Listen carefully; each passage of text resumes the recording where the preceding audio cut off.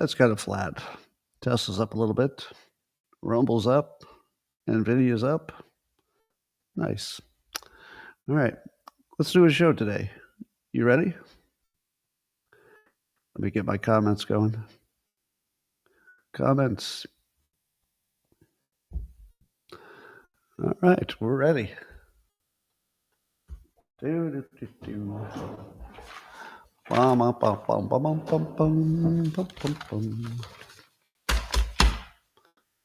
morning, everybody, and welcome to the highlight of human civilization. It's called Coffee with Scott Adams. Never been a better time.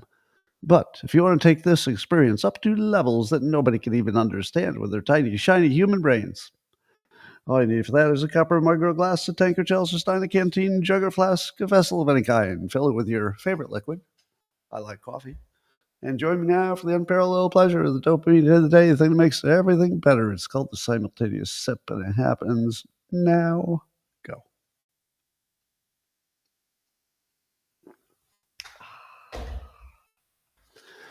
Well, I don't know what's going to happen today. My brain's not working at 100%. Yesterday was kind of a sick day.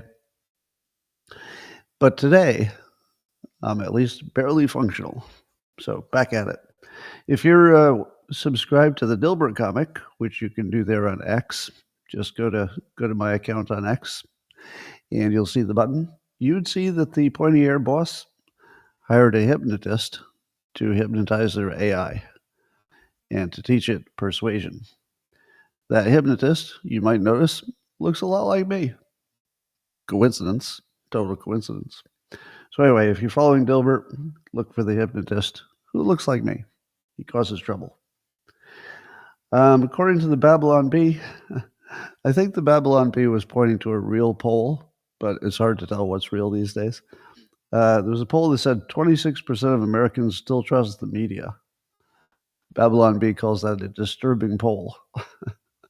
Yeah, that you still trust the media. Now, of course, you know, I always say that 25% of the people in every poll, 25% will get totally the wrong answer, if there's a right answer. And this is one that has a right answer. If you're trusting the media, you really haven't been paying attention. So, yeah, about a quarter of every poll has exactly the wrong answer. So there's a TV show, I think it's only on Apple TV, called Severance. And people kept mentioning it to me and saying, hey, why aren't you watching that Severance series? It's great. And I wasn't interested until Michael Malice described it as, he said, Severance is superb. It's Lost meets Dilbert. And then I thought, well, I got to watch that. And it's also weird because one of the actors is Adam Scott. Kind of weird, isn't it? That somebody would be in a show that has a Dilbert-esque part to it, and his name is Adam Scott. Well, I was all about ready to watch it until I saw some other people giving their comments about it, and now I'm not interested. If somebody says, yeah, it's really slow and nothing happens, I'm not going to watch that. But I never watched Lost. So being half Dilbert is good.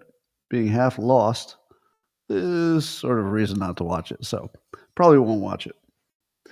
How many of you saw the put down that J.D. Vance did on Mehdi Hassan, who used to work at MSNBC, but I think he got fired or quit? Don't remember. But here's what Mehdi said. He said, hey, J.D. Vance, he said this on X. Hey, J.D. Vance, I know you're busy lecturing the Europeans on free speech, but have you seen this? And it's a report about the AP being kicked out of the press briefings. And J.D. Vance answers with this on X. Now, this is the vice president I want. His first words, yes, dummy. Yes, dummy. I think there's a difference between not giving a reporter a seat in the White House press briefing room and jailing people for dissenting views. The latter is a threat to free speech. The former is not. Hope that helps. I like how helpful he is. Hey, dummy. Now, do you think that a vice president could have ever said yes, dummy to a member of the media before the Trump administration. But now it just makes sense. It just seemed completely normal. So Elon Musk has proposed that when he visits Fort Knox to see if the gold is really there, as part of the Doge project, then maybe they should live stream it. Now, I don't know if that's a good idea or not, because could you tell by just looking at it that it's all there? I guess the fun would be if there's none there. Imagine how much we spend on security if there's no gold in there. That would be the funniest story in all of America, that we've been spending like probably $10 million a year, I'm just guessing, to guard a building that didn't have anything in it. That would be just the perfect ending. Yeah, and of course, Al Capone's vault is what we're all going to be thinking about. So I've got a feeling it's like a reverse Al Capone's vault. So Al Capone's vault, you remember Geraldo was opening the vault that belonged to Al Capone, and then we were going to see if there was any cool things inside. What he found was there was nothing inside. So this would be like a reverse Al Capone's thing. If we find out that there's nothing inside, that would be the surprise. Again, is that a reverse or is that the same? I don't know. My brain's not working today. Well, anyway, Grok 3 is out. Way better than Grok 2. And according to the metrics I saw, it would be the best AI out there. I guess what Musk is doing right with AI is he's just built a better training technology platform. So he's just got a more efficient way and a bigger way of training it. So I guess there's a pretty good chance it's going to stay ahead. So I haven't tried it out fully, but I asked it some questions this morning and it gave me good answers. Now, I understand that some people have been having conversations with it, but I don't see that option. So am I only imagining that you can talk to it? You can talk to it by holding down the microphone. I found that option, but I didn't see an option for just talking to it. Maybe there is, I don't know. So we'll watch that. On X, a user called Indra asked me a question. Well, asked a question. I decided to answer it. Why do you think it's so hard to get these models, that would be the AI models, to write or understand humor? You'd think reasoning would help there. It made it worse. Now, I don't think that reasoning helps you write humor. Exactly. So I thought I'd take a stab at it. You've heard a version of this before, but I think I did it better this time. So this is my version of why AI can't do humor. Number one, the hidden problem is that humor depends on the personality of the humorist. In fiction, it depends on the personality of the character. So Dilbert is a character, and when Dilbert does nerdy things where he doesn't understand how things work in the social world, but he's really good with technology, that's somebody you know. If you watched the TV show Friends or Seinfeld, you saw that each of the characters had their own unique personalities, and a joke that one character could do wouldn't work with the others. So one of the characters in Friends was Joey, who was a famous womanizer. And he could make humor just by saying, "How you doing?" You know, because it was a running gag and he said it funny. But AI can't do that because AI is not Joey. And AI also doesn't have a funny voice. If you took away the exact way that Joey said it, you know, which I can't do in my impression, "How you doing?" It's sort of the exact way he says it that makes it work. Seinfeld, same thing. If you took away Seinfeld's voice, that's just sort of perfectly designed, or maybe developed it over time, it's perfectly designed for humor. And if you looked at, let's say, the George character on Seinfeld, as soon as you know what that character is about, you know he's kind of selfish and small and just looking for an angle and stuff like that, then anything he does that's in that context is funnier. So AI doesn't have a personality. So if it had a personality, it could do humor within the personality, and that might work. But there are other problems. The personality has to have flaws. So a personality where you're just really good at stuff, that's not really going to work for humor. You have to have flaws. So you have to be selfish. That's usually the best one. Selfish, uncaring, lacking empathy. So basically negative personality characteristics. Now, in the case of Dilbert, he's really good at technology, but he's really bad at understanding anything like dating or social interaction. So that's a weakness. It's a flaw. And AI can't present itself with flaws because you wouldn't trust it. You say, "Oh, it seems like you're a little emotional or something." It would just seem too human, I guess. So no flaws in the personality. And then a lot of the best jokes involve a thought that people have had, something that people have thought about, but for whatever reason, nobody's ever said out loud. That's like the holy grail of humor, is to find the thing that people are thinking, but nobody's ever put it into words before. Now, how could you teach AI to do that? Because AI only looks at things that do exist and have been written down. You can't train AI on thoughts. So, and also once somebody says it, it's no longer usable, right? So the first time somebody makes a good joke about, have you ever thought you're in this situation and blah, blah, blah. Well, once you've done a joke about that situation, it's sort of spoiled. You can't do another one. So you can't train AI on thoughts. That's a big problem.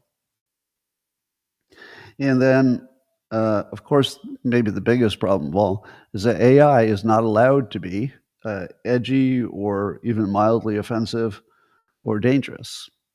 And a lot of what makes humor funny is that you say to yourself, "Oh, I can't believe he or she said that. Oh, you're going to get in so much trouble. Oh, I'll bet you're going to get canceled.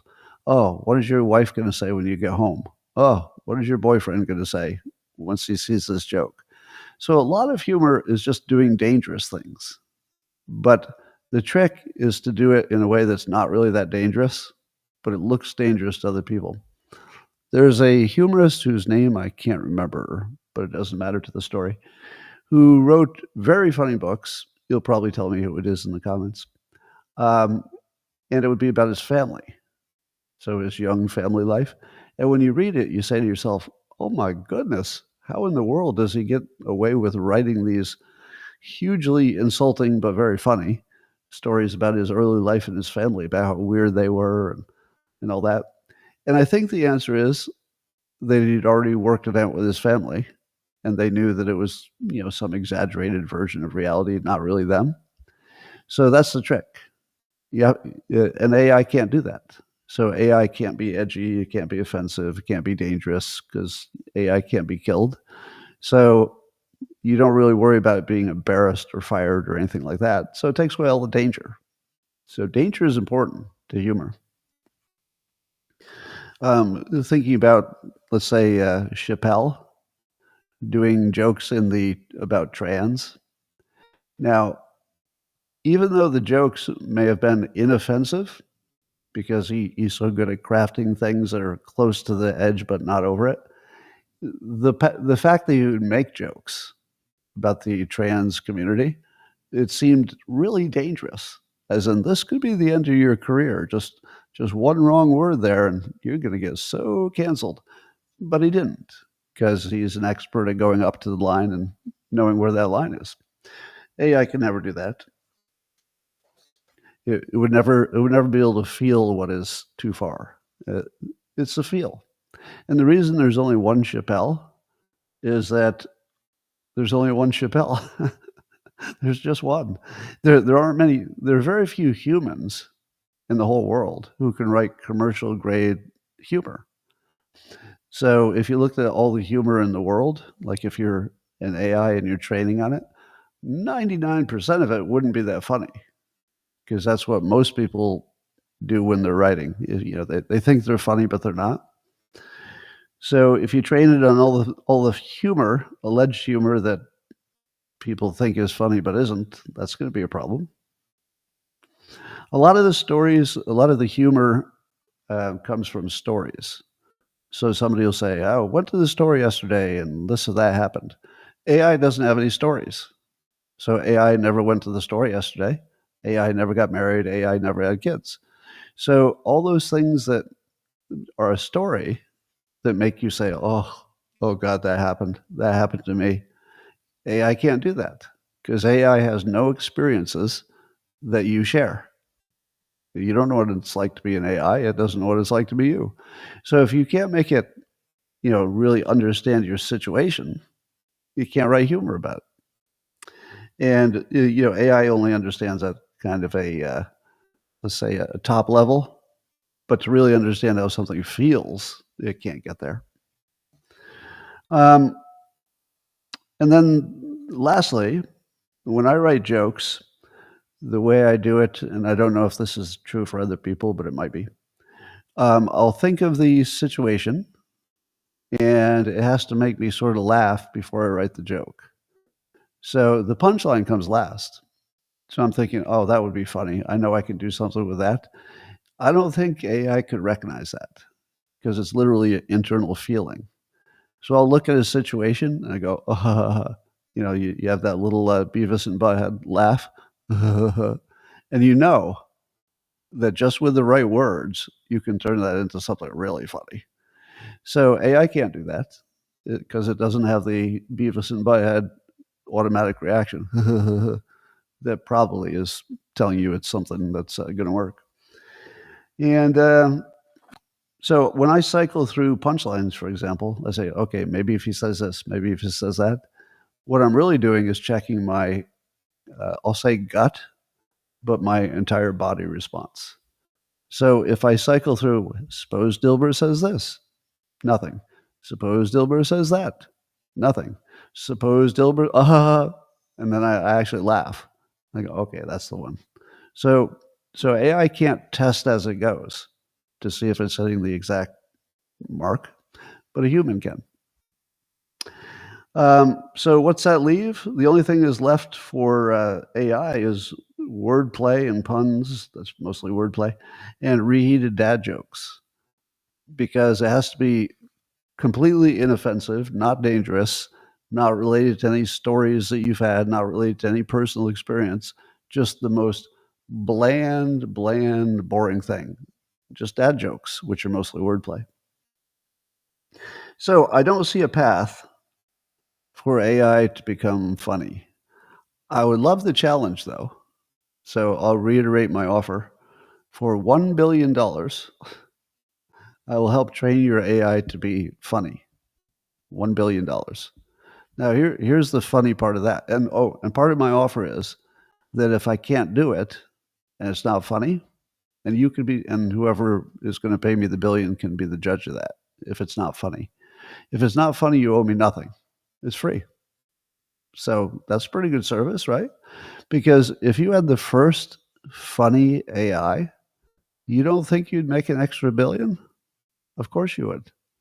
If you could have an AI that was literally funny, like not the way the current ones are, that's worth probably lots of billions of dollars.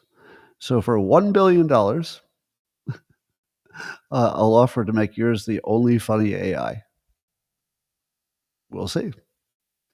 All right, James Carville is calling out Democrats for being super racist. Carville's one of the few people I'd like to interview. Usually, oh, go to hell. Yeah, just go to hell. Looking at the comments, there's some people who are so toxic that it's hard to understand. It's just hard to understand the level of toxicity. But just go straight to hell. You know who I'm talking to. All right. So James Carville said that when the Democrats refer to people of color, he says that's racist because it makes the assumption that people of color are all the same. And he uses the example, are you saying that the Nigerians and the Indonesians are basically the same? As long as they're not white, they're basically all just non-white people that are the same. And of course he's right. But I think it's way deeper than that. I think he's close to the answer. And the answer is that every single thing Democrats do is built in that identity model. So if you start with identity, it's going to be racist because that's what identity is. If you can't get rid of the identity politics, you'll never get rid of the racism that's built into the worldview. So James Carville is probably the most helpful person to the Democrats, and I would love to know if they're paying attention. I have a feeling that they're not, and that nothing he says matters because he's an old white guy, which of course might be his point too. Well, Dr. Birx, remember Dr. Birx? She was Fauci's little right-hand person there. And didn't you always suspect that they weren't telling you the truth? Now, some of this might be a repeat, but the Vigilant Fox did a good thread today putting it all together. So Birx has sort of been talking, and here's some of the things we learned from Dr. Birx. So she was the White House coronavirus response coordinator under the first Trump administration. So she admitted during a recent appearance on Piers Morgan that the government botched the COVID response by overlooking early treatments, which would have been ivermectin? I don't know. So, but didn't we all know that?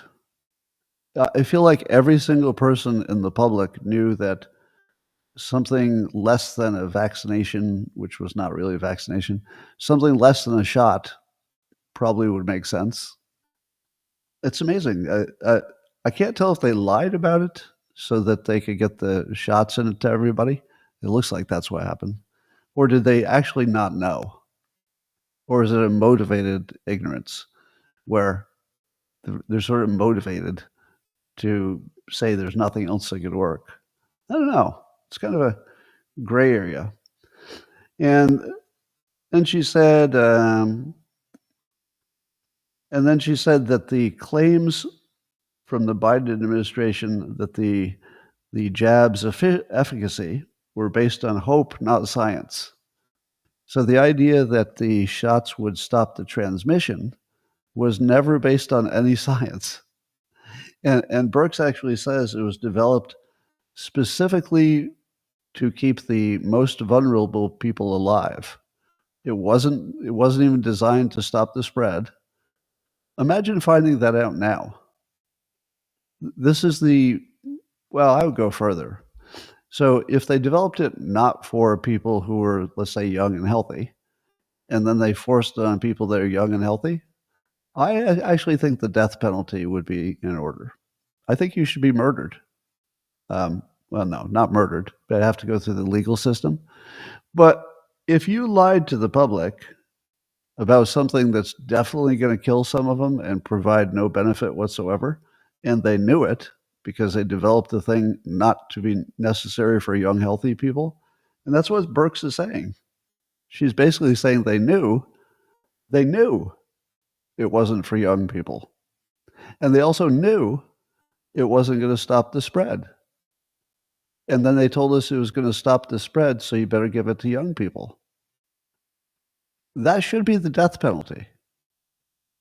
And the only reason it's not, I guess, is because we're not used to treating medical stuff like a crime. But this is way more like a crime than a medical treatment. To me, the domain is crime. If you say the domain is healthcare and sometimes you get some wrong, well, I don't want people to be punished for, a good faith healthcare opinion that ends up being wrong. I don't want people punished for a mistake. But that's not what we're being reported on. No, that's not what's reported. What's reported is they knew exactly what they were doing and did it anyway. I would imagine that there are at least 20 people who should be subject to the death sentence for that. Now, it would depend on what state and, what you would call it. But this is murder. It's murder, isn't it? If you know people are going to die and you do it, anyway, and you know that it was not even meant for the purpose that you told everybody to do it? Isn't that murder? I don't know. So I'm not sure how much of that is new. Most of you knew that, but to hear Burke say it out loud adds the new element that they knew. Because I was still open to the possibility that it was a fog of war situation and maybe they didn't know what they were doing. They just hoped it would work. And she actually says that the thought that it would stop the spread was based on a hope. They could have mentioned that to us. How about they tell us next time if it's just a hope? Anyway, meanwhile, over in Saudi Arabia, I guess some of Russia's top people are meeting with some of our top people to talk about Ukraine. The fun part is that Zelensky and Europe were not invited. The parties which would have the most you would think the most interest. But then separately, I saw a note that Zelensky was invited, but not till Wednesday, tomorrow. Is that true? Was Zelensky belatedly invited? I'm saying a yes, but I don't know if it's to that question or not. So I saw a report that said that, but I don't know about that. And one of the Russians says, the main thing is to begin a real normalization of relations between us and Washington. Now, I saw Ian Bremmer saying that if you don't invite Ukraine to the conversation about what happens in Ukraine, that can't possibly work. I'm paraphrasing, but I think that was the essence of it. That it's sort of a non-starter if Ukraine is not involved in the discussion of what happens to Ukraine. But one of the ideas that's being floated is that there would be an election in Ukraine. Do you invite the guy who canceled elections so he can stay in power to help you decide whether there should be an election to remove him from power? I feel like Trump is just being practical, meaning that if you put Ukraine in the middle of this conversation, Ukraine will, I think Ukraine would sabotage it. Because if you put Zelensky there, Zelensky's going to say, okay, I can't be out of power because then people will figure out what I did and I'm not going to survive. So you don't want the person who doesn't want the war to end and doesn't want to be removed from power to be deciding how the war ends and how he is removed from power, because I'm not sure he would get elected. But the funniest thing about this is that either Russia or the United States believes that there would be anything like a fair election. Do you think the United States is pushing for the election because we know we're going to rig it? So it doesn't matter if there's an election or not? I don't know. It feels like it. And do you think Russia could rig the election in Ukraine? Do you think they have that much reach at this point? Maybe. If Russia allegedly interfered with American elections, although I think in a very minor way, couldn't they have some influence on Ukraine? Probably. They must have lots of spies there by now. So I wonder how much of that is just for theater, to make it look like there was a change of leadership, but really it's, orchestrated from behind the curtain. Anyway, we'll see where that goes. Harry Enton at CNN was talking about the drop in support for Ukraine. And I guess since 2022, the percentage of the U.S. says that U.S. is doing too much to help Ukraine was only 7% in 2022. So only 7% thought we were doing too much to help Ukraine. And now it's up to 41%. And among the GOP, it's higher than 60%. So if you're President Trump and over 60% of the people who are your base say we're already doing too much, he needs to do a little less. And that's what he's aiming to do. Not including Zelensky sort of makes sense to me because he seems more like a puppet than a player. But not including Europe is funnier because Europe is such a mess that what is Europe? What exactly is Europe? Is it every country? Is it the European Union? Would they do a good job of representing Europe? Or would it be 15 new opinions thrown into a negotiation which couldn't possibly work? So here's something that Trump knows that I'm not sure everybody else knows. You can't negotiate with lots of people in the room. That's not a thing. Two people can negotiate. And then maybe if they come up with something, they can sell it to other people. But you can't put Europe and Zelensky and Russia and the United States in a room and come up with anything. You would come up with nothing. Guaranteed that wouldn't work. I apologize. I'm still recovering from a cold.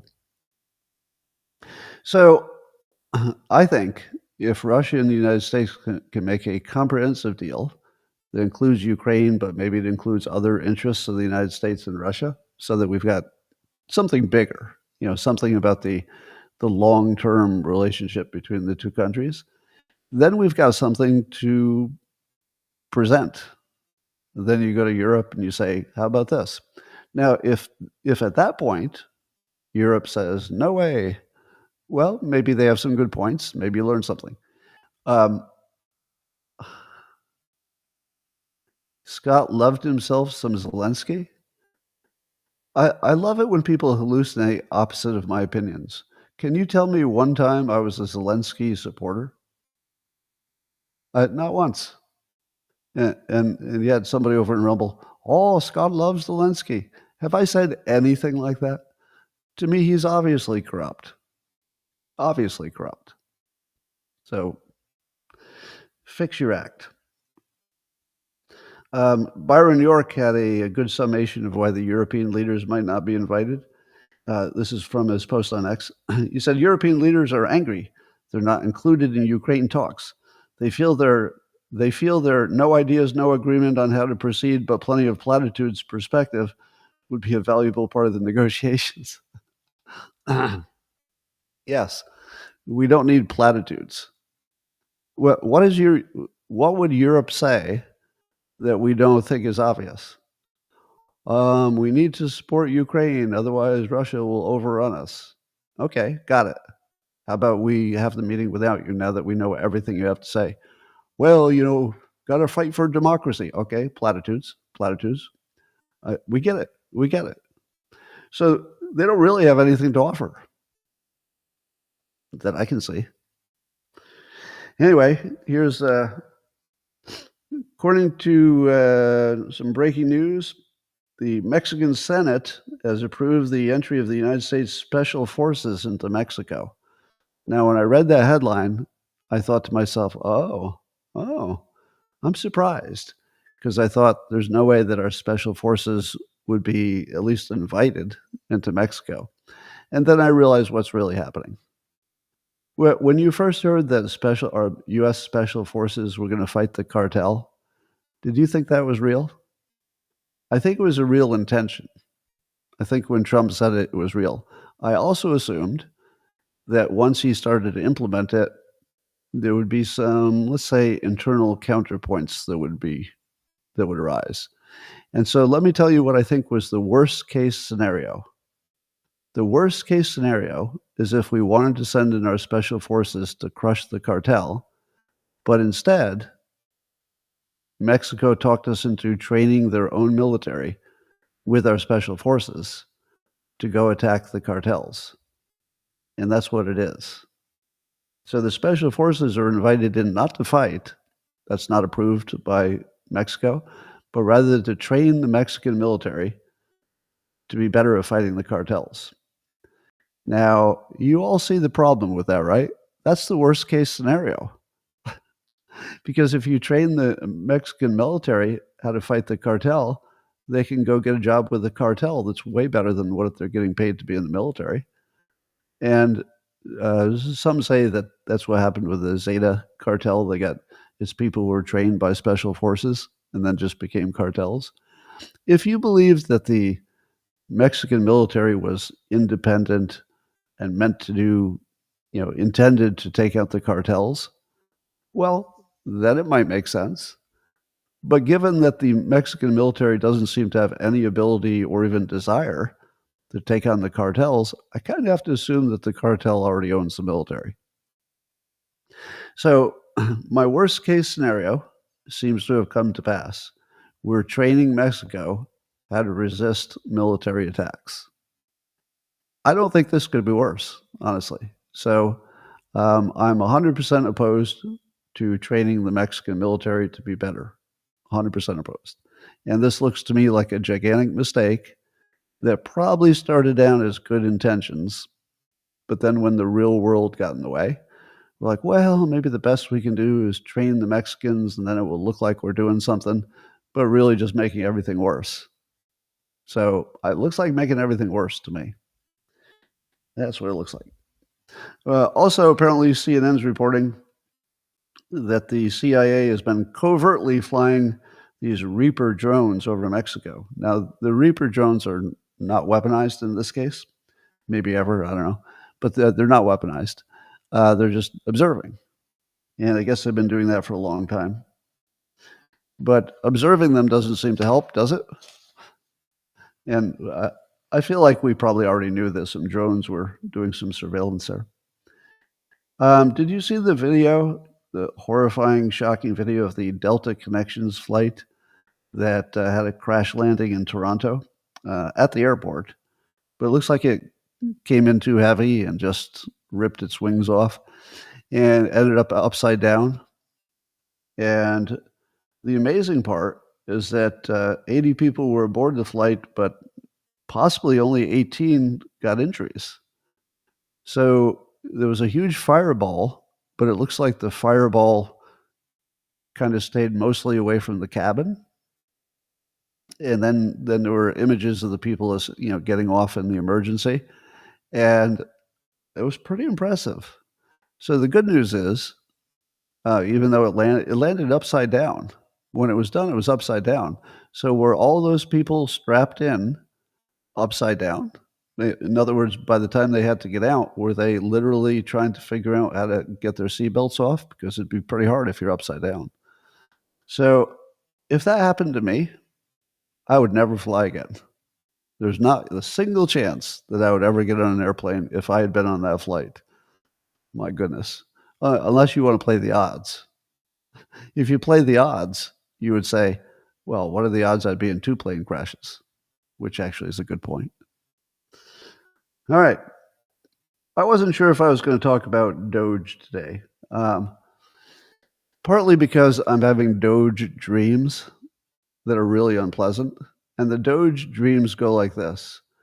There's a big claim by Doge that they found some fraud or some waste. And then some other people say, no, you're reading it wrong. You just don't know how to look at the data. None of it's true. And then in my dream, I kept trying to figure out what was true. But of course, you can't because it's a dream. And I'm getting a little bit tired of it. Do any of you have Doge burnout yet? Or is it just because I follow the news too much? I have complete Doge burnout. All the stories have the same feel to them. We found some big problem, followed by other people saying, no, you didn't. You're being mistaken. You're looking at the wrong thing. And then I say, well, how do I know the difference? So here's the big one. Big one is that they found, $4.7 trillion in payments that are untraceable. Now, if you hear that there's $4.7 trillion in untraceable payments, the first thing you should say is over what period of time, and it wasn't in the article. You really need to say every single time you talk about numbers, you have to say, is that for this year or over 10 years or over 20 years? Otherwise, it's meaningless. So the first thing I hate about the Doge stuff is they keep mixing 1 year of expense with multi-year, and then you don't really know what happened. So I'm really pissed off about that because it makes what would be useful stories not useful.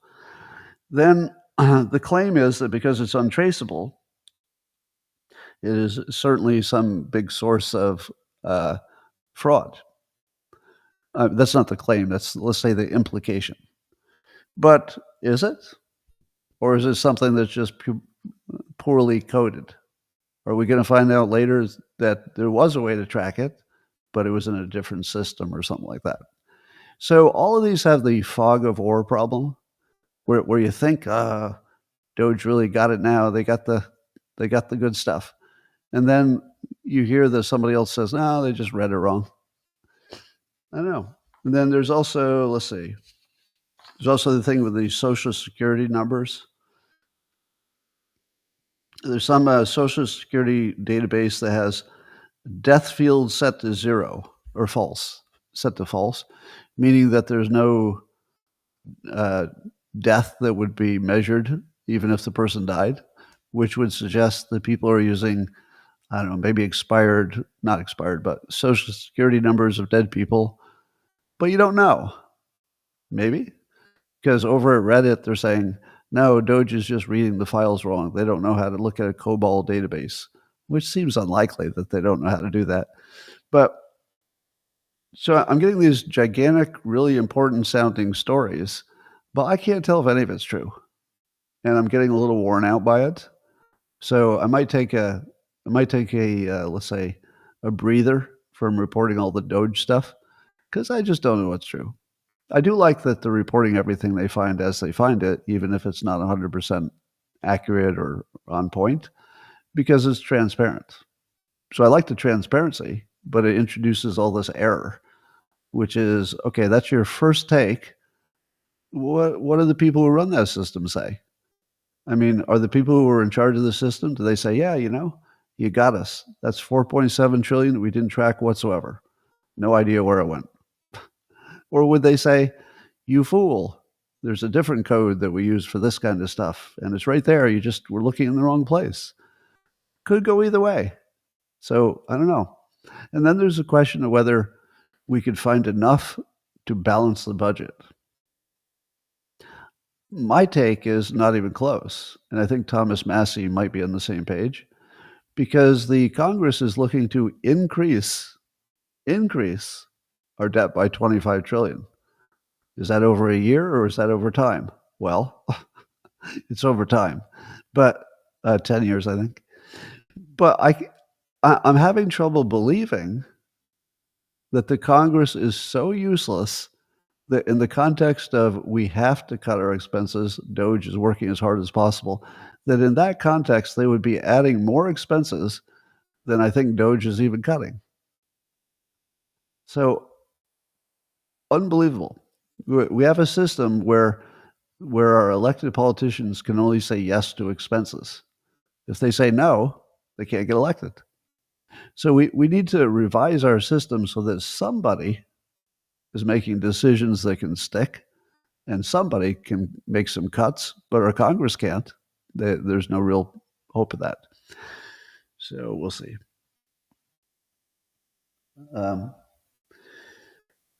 So apparently AI now has a brain decoder that can read a person's thought with a quick scan of and almost no training.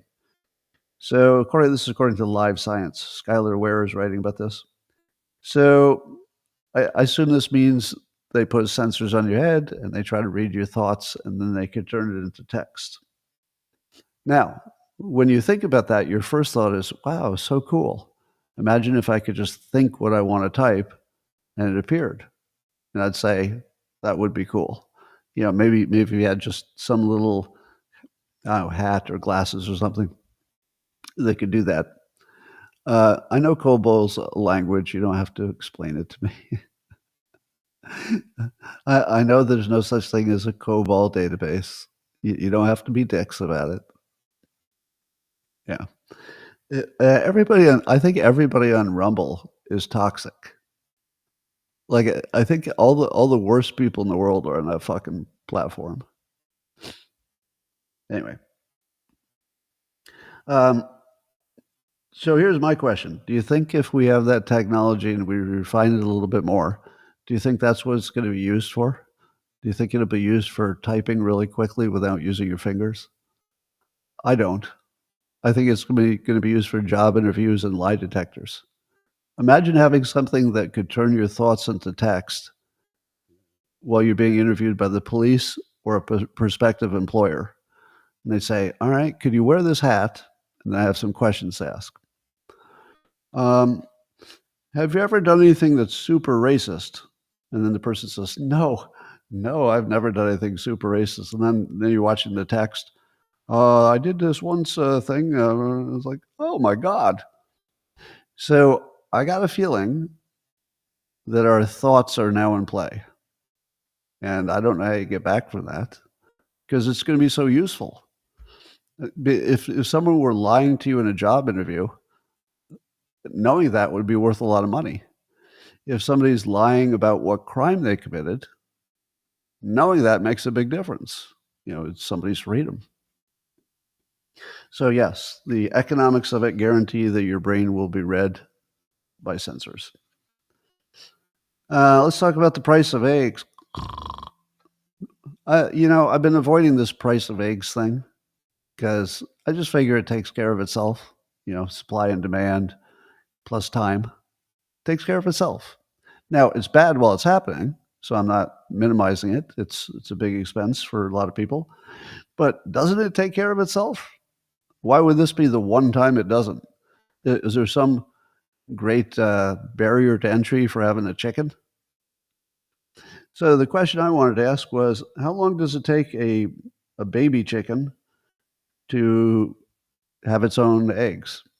So apparently a baby chicken can have eggs in 6 months, as soon as 4.5, depending on some conditions.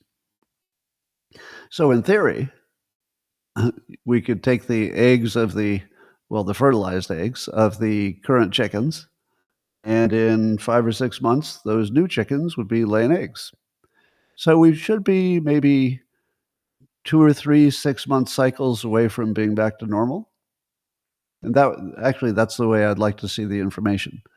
I'd like to see somebody say, yeah, in one cycle where we have new chickens 6 months later, that would be maybe a third of the problem taken care of. We need another cycle and then a third cycle to get enough chickens. Now that assumes you don't have avian flu and murder chickens or some other problem. But wouldn't you like to know that it just solves itself in 18 months? Because it might solve itself in 18 months. I just don't know. So could be a problem that's not a problem in the long run. I saw user Eric Cook say this on that topic. He said, we have plenty of eggs in rural Tennessee. Every neighborhood has egg boxes. Take the eggs, leave the money. They're running $3 to $4 a dozen right now, though. I guess that's high. And how much do you love that? That, you're in the civilized part of the world and, you don't live next to a chicken farmer and you think you're all doing good. It's like, yeah, I'm living in the good part of the world. I got grocery stores all over the place. And then in rural Tennessee, they have egg boxes where they trust you, but entirely on trust. You take an egg and leave some money. I just love that. I just love the fact that in rural Tennessee, this could even exist. That's sort of encouraging, isn't it? That there's anywhere in the world that somebody's selling eggs on the trust basis. I won't even be there. Leave $1. If you don't have any money, just take the egg. I love that. Well, Trump has added to his tariff program that he'll have reciprocal tariffs for everything. So these will be in addition to some tariffs that will be targeted for specific industries. But in general, he's just going to say, if you charge us this much, we charge you that much. But then he added an interesting wrinkle. He's treating the VAT tax, the value-added tax that applies in Europe and maybe just Europe, I don't know. He's saying that that's the same as a tariff. Because if in order to sell into your country, or would it be buying? I'm confused about the VAT because we don't have that. That if you're going to tax us or tariff it, we're going to treat it like a tariff. A tax is a tariff. So he's adding the tax, adding what they're tariffing us to what they're charging us in VAT, and making our reciprocal thing based on that. I like it. I was at first thinking, why don't we just do that for everything? But sometimes you're really just trying to protect an industry. So if you have to protect an industry, then yeah, maybe you have to have some special ones on things like steel and cars, or I don't know. I'm not sure which ones we're protecting. But the rest, I kind of like the idea that we're just going to do whatever you do. And if you raise it because we raised it to your level, we'll just match you. We'll just keep matching you. I like that. That's pure Trump and pure common sense. I like it. Well, over in New York State, Governor Hochul is at least floating the idea of removing New York City Mayor Adams from his job, Eric Adams. And the big question is, how is that legal? I asked Grok if the governor can remove a mayor, and Grok says no. I'm paraphrasing a long answer, but no, the governor cannot remove a mayor. So what exactly is she even talking about? How do you remove a mayor? They were both voted. The mayor doesn't report to the governor. If it's not your boss, how could she remove him? Is there some kind of weird impeachment thing I don't know about? Anyway, so we'll keep an eye on that. Over in the Middle East, Hamas is going to release the bodies of 4 dead hostages this week. And I say to myself, and I guess that would be in return for women and children being released from Israeli detention. Now, is it just me, or do you also believe that they wouldn't be releasing the bodies of dead hostages unless they had already released all the living ones? What do you think? Doesn't this mean that they don't have any living ones left? Now, we can't be sure of that. It could be that the ones that are living are in such bad shape that it would be worse than not releasing them, at least from Hamas' point of view. Like, they wouldn't want you to see how bad the living are. So whatever is going on here is just the deepest evil, whatever that is. Anyway, so we'll keep an eye on that. According to the New York Post, gambling addictions have soared since sport betting was legalized in most of the U.S. How many of you knew that sports betting was legalized? I didn't know it until I read that article. Sports betting is legalized in most of the United States? When did that happen? Under what administration? I don't remember that happening. And why would it be legalized? Wouldn't you know for sure that the gambling addicts would be taken down by that? Of course the gambling addiction has soared. And the gambling about sports, I think, is the most diabolical, because everybody has that Dunning-Kruger thing, where you think you're smarter than you are, where you can look at the sports teams and you think you know who's going to win. I'm not sure that's a thing. Do you think your expertise will be like, well, this pitcher, pitched a game 3 days ago, but he's not so good in hot weather.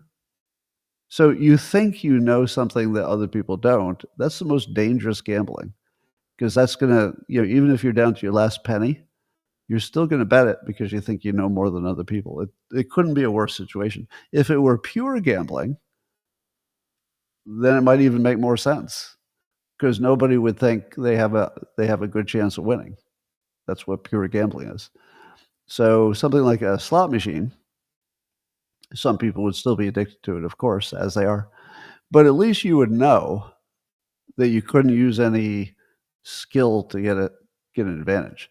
So the same problem with online poker. Online poker players think, oh, I have more skill, so I can get into this and it'll pay off. Man, that's your worst combination, is thinking you know something and also it's gambling. You don't want to pair those two. That's just like asking for trouble. Well, in my last item here, the director of the CIA, John Ratcliffe, was saying on, I think it was on Fox, that Adam Schiff has tried to impeach the president. He's now in his third try. Now, some would say that it'd be the same as trying to overthrow the elected government. I think in this case it is. I don't think all impeachments are that. But in this case, it's very clear that the Trump impeachments are all meant as just overthrowing the government. And it's kind of amazing that he's not in jail. There's something going on that is the weirdest thing because, like I said, the people who pushed the COVID shots, to the extent that they knew what they were doing, that should be jail, but I don't think it ever will be. And with Schiff, to the extent that he was doing it just to remove the president and not because he thought the grounds of impeachment were especially important, like a phone call to Ukraine. Who cared about that, really? Nobody. It does look like treason, but it will never be treated that way. And you could probably come up with 10 other examples where you say to yourself, that's not illegal? You can't go to jail for that? I don't know. I think sometimes we just get used to stuff. So we just don't think of it as a crime when obviously it is. So anyway, that's all I got for today. I'm not operating at 100% today, so I apologize if this was not your usual incredibly entertaining live stream. I expect to be back to 100% really soon. And I'll tell you, you never want to have a bad cough at the same time you have an untreated hernia and asthma. You don't want those three things at the same time. That's the one thing I can tell you. That is a really tough 24 hours. But I'm over the tough part, I think. We'll see. All right, I'm going to say a few words privately to the locals people. And the rest of you, I will see you tomorrow, same time, same place. Thanks for joining. All right, locals people will be private in 30 seconds.